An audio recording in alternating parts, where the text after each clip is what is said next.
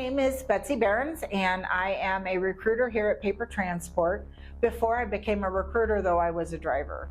So I've had some experience being out on the road and understanding what challenges we face as women and keeping ourselves safe out on the road. Some of the general tips that I have just for being safe, never advertise you're alone. If you're at a fuel stop and someone approaches you and wants to know if they can help, be polite. No, thank you, I've got it. If they're persistent, you can bang on the truck.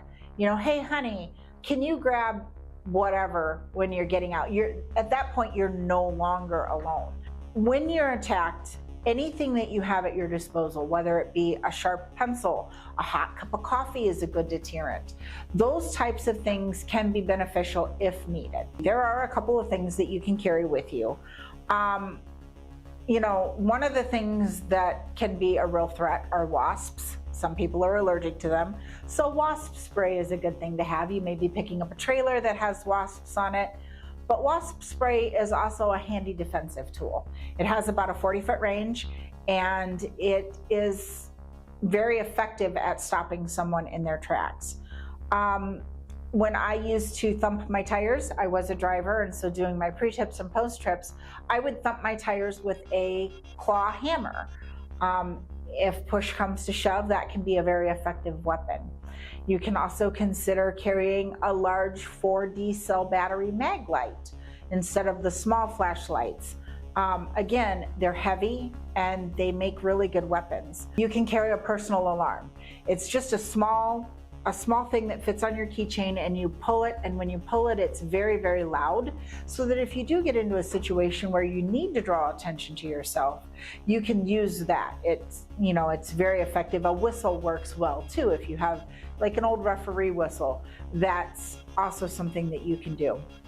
On a daily basis, before you hit the road, make sure you know where you're going to shut down. Being able to plan your stops at night and knowing what time you're going to be shutting down can be helpful to help keep you safe. When you're looking for a place to shut down at night, there's a couple of things you should keep in mind. The bigger the better. I said it before, the larger the spot, the larger the truck stop, the more people are going to be around. In most cases, more is better. So if you find a large truck stop, they oftentimes will have gravel lots out in the back called the back 40. Try not to park there. Try to stay up in the very well lit areas. If you must park in the back 40, you're out of hours, you don't have a whole lot of time, don't get out of the truck. Go ahead and just get parked, pull your curtains, and don't move. If you know you're coming into a situation where it's going to be difficult for you to find a place to park, and you know you're going to wind up in a back lot, stop at the truck stop prior to that and, do your toiletry, get yourself something to eat. And then when you do park in the back 40, just don't even get out of the truck.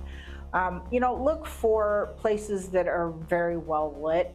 And again, just be aware of your surroundings. When you're out and you're doing those post-trips and pre-trips, make sure that your back is protected. If at all possible, put your back up against a fence or another trailer, and if you do have to be unprotected, just be very aware of your surroundings. They talk about doing a post trip every single time, and that is important to do. It's important to make sure that your equipment is taken care of.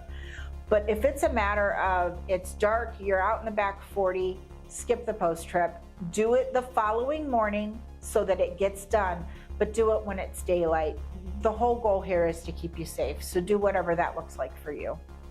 So being a woman in this industry does have its challenges, and like anything else, as long as you're prepared, you can overcome them. Do your research, know what you need to protect yourself, and be safe out there.